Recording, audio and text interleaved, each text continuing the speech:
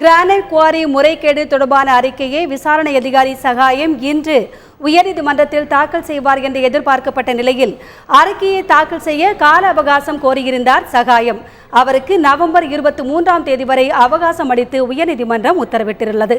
இதுகுறித்த கூடுதல் தகவலோடு காத்திருக்கிறார் எமது தலைமை செய்தியாளர் ரமேஷ்குமார். அவரிடம் கேட்கலாம். ரமேஷ், சொல்லுங்க.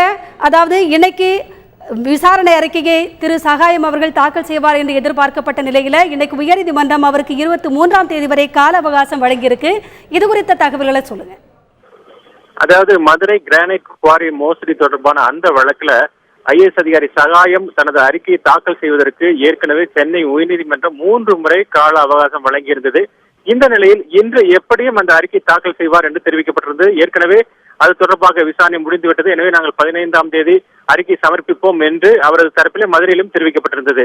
இந்த நிலையில தான் இந்த வழக்கு இந்த பட்டியலிடப்பட்டிருந்தது, இறுதி வழக்காக பட்டியலிடப்பட்டிருந்தது. அந்த வழக்கு இந்த தலைமை நீதிபதி சஞ்சய் கிஷன் கவுல், நீதிபதி சிவஞானம் ஆகியோருடைய முதன்மை அமர்வு முன்பு இன்று விசாரணைக்கு வந்தது. அப்போது அந்த சகாயம் தரப்பில் ஆஜரான வழக்கறிஞர் சுரேஷ்குமார், இந்த வழக்கில் நாங்கள் இறுதி அறிக்கை ரெடியாகிவிட்டது என்றும், ஆனால் கொஞ்சம் அந்த வழக்கமான அந்த சட்ட நடைமுறை இருப்பதனால ஒரு வார கால அவகாசம் வேண்டும், அந்த அறிக்கை சமர்ப்பிக்க ஒரு வார கால அவகாசம் வேண்டும் என்று கேட்டுக்கொண்டார். அப்போது நீதிபதிகள் தொடர்ந்து நாங்கள் ஒரு வாரம் அளித்தால் மீண்டும் நீங்கள் ஒரு வாரம் கேட்பீர்கள் என்றும், எனவே நீங்கள் இந்த வழக்கை நாங்கள் நவம்பர் 23ஆம் தேதிக்கு ஒத்திவைத்து அன்று நீங்கள் கட்டாயம் தாக்கல் செய்ய வேண்டும், இதுதான் நாங்கள் இறுதி கொடுக்கக்கூடிய இறுதி வாய்ப்பு என்று தெரிவித்தார். இதையடுத்து வழக்கு விசாரணை 23ஆம் தேதிக்கு ஒத்திவைக்கப்பட்டிருக்கிறது. இந்த வழக்கு விசாரணையின் போது இந்த மனுதாரர் டிராபிக் ராமசாமியும் ஆஜராயிருந்தார். அதே போல இந்த வழக்கு விசாரணையின் போது உச்சநீதிமன்றத்தினுடைய வழக்கறிஞராக இருக்கக்கூடிய கிருஷ்ணமூர்த்தி என்பவரும் எழுந்து இந்த வழக்கில் நீங்கள் சரியான தேதி நிர்ணயிங்கள், ஏனென்றால் ஒவ்வொரு 3 முறை வாய்தா இது போல் அறிக்கை தாக்கல் செய்வது என்று கூறி அறிக்கை தாக்கல் செய்வது, எனவே இந்த முறை சரியான தேதி நீங்கள் நிர்ணயித்து அந்த தாக்கல் செய்யுமாறு உத்தரவிடுங்கள் என்று கேட்டுக்கொண்டார். அதன் அடிப்படையில் தான் நீதிபதிகள் 23ஆம் தேதி ஒத்திவைத்து அந்த தாக்கல் செய்யுமாறு உத்தரவிட்டிருக்கிறார்கள். ஆக இன்று தாக்கல் செய்வது அந்த அறிக்கை வருகிற 23ஆம் தேதி தாக்கல் செய்ய வாய்ப்பு உள்ளது. ரமேஷ்குமார், இப்ப நவம்பர் 23ஆம் தேதி வரைக்கும் கால அவகாசம் கொடுக்கப்பட்டிருக்கிற நிலையில அந்த அறிக்கையில எத்தனை ஆயிரம் பக்கம் அறிக்கை தாக்கல் செய்வதாக இருக்கிறது? அது மட்டும் இல்லாம அந்த அறிக்கையில் இடம்பெற்றுள்ள முக்கிய அம்சங்கள் என்னவாக இருக்கும்? அதாவது ஏற்கனவே மதுரையில கிட்டத்தட்ட 9 மாதம் பக்கம் அவர் வந்து விசாரணை மேற்கொண்டிருக்கிறார். பல ஆயிரக்கணக்கிலான ஆவணங்கள், கிட்டத்தட்ட காவல்துறையை 27,000 பக்கத்திற்கு ஆவணங்களை கொடுத்திருக்கிறது. இது தவிர பொதுமக்கள் புகார், வருவாய்த்துறை, இப்படி பல கனிம வளத்துறை, இப்படி பல துறையை சார்ந்தவர்கள் புகார் மனு, அதற்கான ஆதாரங்கள், இப்படி பல ஆவணங்களை கொடுத்திருக்கிறார்கள். அந்த அனெக்சர் என்று சொல்வார்கள், இணைப்பு, அதுவே கிட்டத்தட்ட ஆயிரக்கணக்கான பக்கங்கள் உள்ளது. அது தவிர இந்த அறிக்கை வந்து கிட்டத்தட்ட 300 பக்கம் வரை இருக்கும். மொத்தமாக 12,000 பக்கங்கள் இருக்கக்கூடிய அந்த அறிக்கையை தான் சமர்ப்பிப்பார் என்று தெரிவிக்கப்பட்டுள்ளது.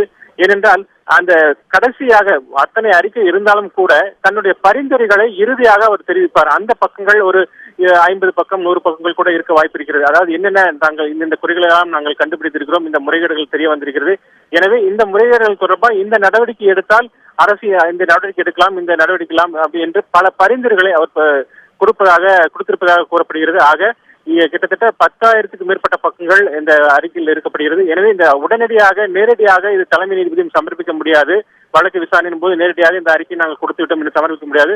இது முறைப்படி உயர்நீதிமன்றத்தினுடைய பதிவுத்துறை மூலம் அந்த சீலிடப்பட்டு அந்த எண்ணிடப்பட்டு தான் வர வேண்டும். எனவேதான் இந்த நடைமுறை சிக்கல்கள் எல்லாம் அதிகம் இருப்பதனால்தான் இந்த காலதாமதம் ஏற்பட்டிருக்கிறதாக அவரது தரப்பு வழக்கறிஞர்கள் தெரிவித்துள்ளார்கள்.